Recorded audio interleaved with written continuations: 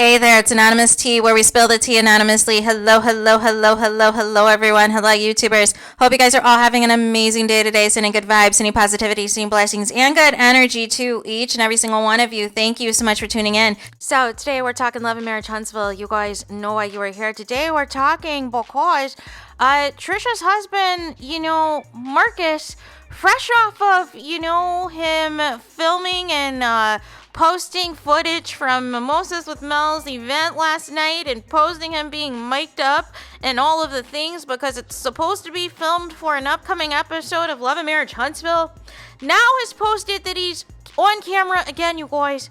He is on camera and filming something again. And I know you guys are all wondering, Anonymous T, what could Marcus be doing now? Is he an official cast member of Love and Marriage Huntsville? Who is interested in talking with him? Is he doing a podcast? Is he doing an exclusive? And the answer is yes and yes. And it is with none other, you guys, than Reality TV with the King and Dr. Heavenly for an upcoming Messy Monday episode that I presume is going to air tomorrow, you guys. Make it make sense. Why? What do we need to hear from Marcus about, you guys? What? So he's going to respond to, I guess, whatever Tricia and Ken said about him. Even though it's interesting because today he also posted himself with him and the kids, and also him giving his daughter a rose because she's the rose of his life, you guys. So very interesting timing to show that you were with the kids right before your interview with Carlos King and Dr. Heavenly, after Tricia and Ken put you on blast for alleging that you are a deadbeat and running away from Tricia 5-6 years ago, depending on who you want to believe on the timeline, misconstruity. But it's just so obvious to me, you guys, how hard Carlos King is working to really push and ride home this Tricia, Ken, Marcus, and Martell square, and how hard he was pushing at the first half of the season, the Sonny, Moses, and Destiny saga, you guys. Can you make it make sense? Can you make it make sense, you guys? But nonetheless, I find it interesting. I don't know if you guys peep game, though. Who all has been interviewing this season on Reality with the King, you guys, from Love and Marriage Huntsville? Because the two things are not the same. Destiny has done an interview. Well, she's done several interviews this season, but she got to do a direct interview with Dr. Heavenly, right? And also Tricia and Ken separately did interviews with Carlos King and Dr. Heavenly. But what about Sonny and Moses? Yes, they did their interviews with Dustin, and I think they did a few other interviews as well with some content creators and everything else. But where was their exclusive with Dr. Heavenly and Carlos King? Unless they were offered and decided to decline it because of some of the rhetoric and all of the things that was being put out there. I don't know. It's just very, very, very, very, very, very interesting, right? But what is there to talk about, right?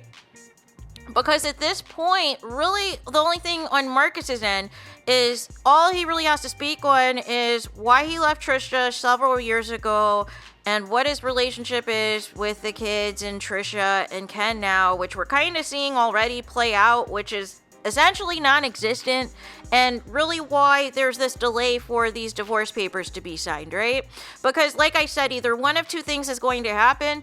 Either Ken pushed to be on this show to force this divorce to happen and be finalized, or this was always a storyline from the beginning, since there was not an appropriate timeline on when exactly this separation and move out happened versus when, Ken came into the picture, right? So, because there's been, different time frames that Tricia has said herself on the show, and I don't understand if you know exactly when you got separated from somebody, why it is different years depending on the episode. Just like you didn't remember, but then remembered that you went to Martell's house. What? like you know exactly what's happening. I don't understand these people that film a reality show but do not want to be real with their reality and think that we are not going to have the receipts and we are going to have short-term memory, we are going to have amnesia, we're going to have dementia, we're going to have Alzheimer's and all of the things, and we're not going to remember what you've said episode to episode. We're not going to remember what you've said interview to interview. No. And then the receipts of the deleted Facebook posts also make you look guilty, make you look like there's something to hide, right? So nonetheless, and again, it's just like Dr. Heavenly said about Carlos King, right? That I said in a video a couple of days ago, that Carlos King now sees himself as this big-time blogger, this big-time interviewer, where he's kind of taking the approach of Shannon Sharp on Club Shay Shay, which is he'll ask questions, but essentially just let people say anything as a response, whether it's truthful or not, which is very dangerous, because if you have factual information to refute whatever they're saying, shouldn't that be a counter question as an interviewer? But instead, if you want to push a certain narrative, if you want to push a certain agenda, you're not going to push back on it.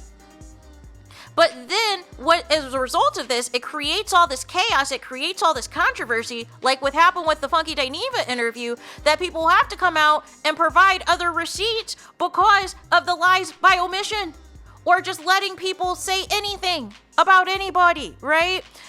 Without them having the right to respond and correctly and accurately defend themselves, right?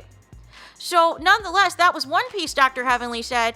And the other piece, you guys, is interesting. She said also in the same live the other day, you guys, that Carlos King does not like to do live shows anymore. He doesn't like to do live podcasts, any YouTube lives anymore, you guys. He likes everything now to be pre-recorded, whereas Dr. Heavenly is the opposite. Dr. Heavenly likes everything to be live because she does not care about the questions and everything else. She doesn't care if she's getting dragged or not, if they like her or not or whatever. She likes engaging either way, right? But nonetheless, it's clear, because remember at the very beginning, you guys, at the very beginning, Carlos King was doing this live. This Messy Mondays were airing live, right? So you actively saw the comments, you actively saw what people were saying and everything else, but Carlos King he can't handle being called out though, right? He can't handle being called out, and he's seeing all, the negativity, even though he claims he doesn't read the comments. He sees all the negativity. He sees people calling out the BS, and he doesn't want to address it. He doesn't want to redirect it, right? And especially now if he's doing these interviews with certain cast members of Love and Marriage Huntsville to, again, push a certain narrative on Love and Marriage Huntsville. Nonetheless, here we have it, right? Here we have it. But I find it interesting as well, Carlos King, that you always do these interviews always after a MEL event, you guys. I don't know if you guys have been peeping game, in particular this season, right? Because you won't speak on anything that pertains to MEL at all, and you'll allow these setup questions to happen on these other interviews these cast members are doing, and all the things to discuss MEL and Tell. But after Mel had her first Mimosas with Mel a little while ago with Hill Harper, had the fundraiser for his Senate race, guess who was there in attendance and Carlos King did an interview with shortly after? Claudia Jordan. Last night, we have another Mimosas with Mel event. Oh, and also, Drew Sidora was one of the honorees at this Mimosas with Mel event, the first one that was a few months ago. And Carlos King is all in the comments, all congratulating Drew Sidora for her award and her achievement. That was courtesy of Mel, but there's no congratulations on Mel on a successful event, on a successful fundraiser for Hill Harper. Nothing. Zilch. Zip. Nada, you guys. And here we go again. Another Mimosas with Mel, you guys. Another Mimosas with Mel. And here it is. We gotta get Marcus. We gotta get an exclusive, you guys. We'll frame this as, this is going to be a follow-up because we've already interviewed TRICIA and we already interviewed Ken. So now we're going to get his side, right? That's the setup, but conveniently, it is right after MEL's Mimosas with MEL event that just took place last night, you guys. That we know was just filming for the show. So, how convenient, Carlos King. How absolutely convenient. So there is that. Let me know your guys' thoughts in the comments. Please do not forget to like, comment, and subscribe. Hit the notification bell so you're notified the moment I post new content on my channel. And with that being said, I'll talk to you guys again very soon.